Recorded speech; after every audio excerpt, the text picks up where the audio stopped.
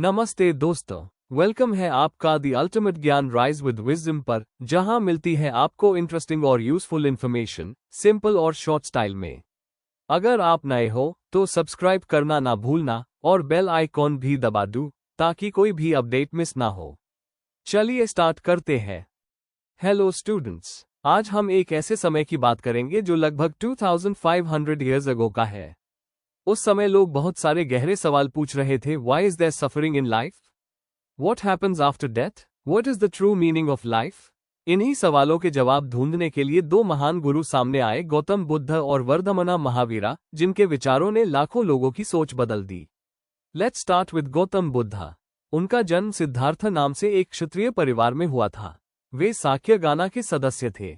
उन्हें जीवन की सारी सुख सुविधाएं मिली थी, लेकिन उन्होंने देखा कि जीवन में दुख, बीमारी और मृत्यु जैसे कष्ट भी है। One day, he decided to leave his home in search of truth. कई वर्षों तक वे घूमते रहे, सोचते रहे, और अंत में बोध गया में एक पीपल के पेड़ के नीचे ध्यान करते हुए उन्होंने एनलाइटनमेंट प्राप्त किया। इसके बाद वे बुद्धा कहलाए, द वाइज वन। फिर वे सारनाथ गए, जहां उन्होंने अपना पहला उपदेश दिया। उसके बाद उन्होंने जीवन भर यात्राएं की और लोगों को सिखाते रहे जब तक कि उनका निधन कुशनर में नहीं हो गया। Now let's understand his teachings. Buddha ने सिखाया कि जीवन में दुख होता है और इसका कारण है हमारी इच्छाएं, जिसे उन्होंने तृष्णा कहा। हमेशा कुछ ना कुछ चाहने की आदत हमें दुखी करती है। अगर हम मॉडरेशन यानी संतुलन में जिए तो हम दुख से मुक्त हो सकते हैं। उन्होंने ये भी सिखाया कि हमें दया, अहिंसा और सभी जीवों के प्रति सम्मान रखना चाहिए। उनका मानना था कि हमारे कर्म, अच्छे या बुरे, हमारे वर्तमान और भविष्य को प्रभावित करते हैं।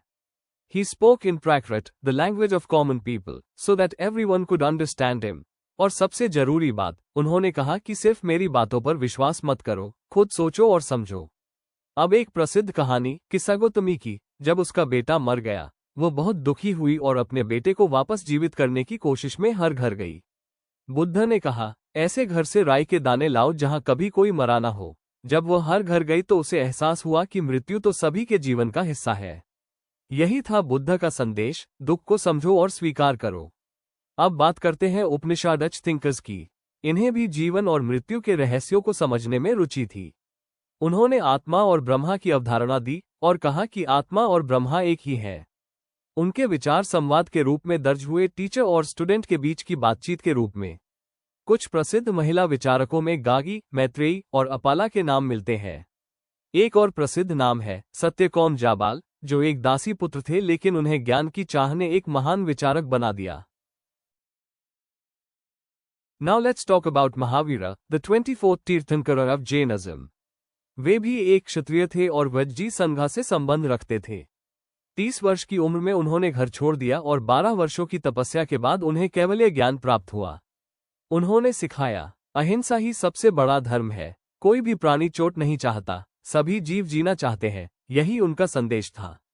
उनकी भाषा भी प्रकृत थी ताकि आम लोग समझ सकें।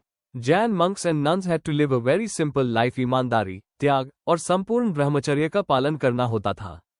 बहुत से लोग इन नियमों का पालन नहीं कर पाते थे, लेकिन फिर भी हजारों लोग जैन सन्यासी बने। अब बात करते हैं संघा की।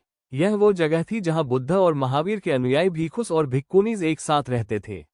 विनय पिटका में इसके नियम लिखे हैं। सभी वर्गों के लोग, राजा, व्यापारी, श्रमिक, यहाँ तक कि दास भी संघ में शामिल हो सकते थे, लेकिन अनुमति लेनी होती थी। वे साधारण जीवन जीते, ध्यान करते और फिक्स्ड टाइम्स पर शहरों में भिक्षा मांगने जाते। इसीलिए उन्हें भिक्खु मीन्स त्यागी कहा गया। शुरुआत में वे बरसात के मौसम में ही एक जगह रुकते थे, लेकिन बाद में स्थायी आश्रम विहारस बनाए गए। शुरुआती विहार लकड़ी के बने होते थे, फिर ईंटों से और फिर गुफाओं को खोदकर, जैसे काला केव्स महाराष्ट्र में। अब बात करते हैं आश्रम सिस्टम की। जीवन को 4 भागों में बांटा गया। 1. ब्रह्मचर्य, शिक्षा का समय। 2. गृहस्थ, विवाह और परिवार। 3. वानप्रस्थ, जंगल में तप। 4. संन्यास, सब कुछ त्याग देना। ये प्रणाली मुख्यतः ब्राह्मण, क्षत्रिय और वैश्य वर्गों के लिए थी। Buddhism later developed into 2 main paths. Theravada, also called Hinena older form, spread to Sri Lanka, Myanmar, Thailand. Mahayana introduced statues of Buddha and belief in bodhisattvas, enlightened beings who chose to help others instead of leaving the world.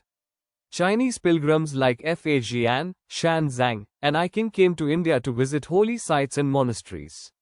Shan Zhang studied at Nalanda University, one of the greatest learning centers. He said, teachers were wise, discipline was strict, and entrance was tough. तो बच्चों, इस अध्याय से हमें क्या सीख मिलती है?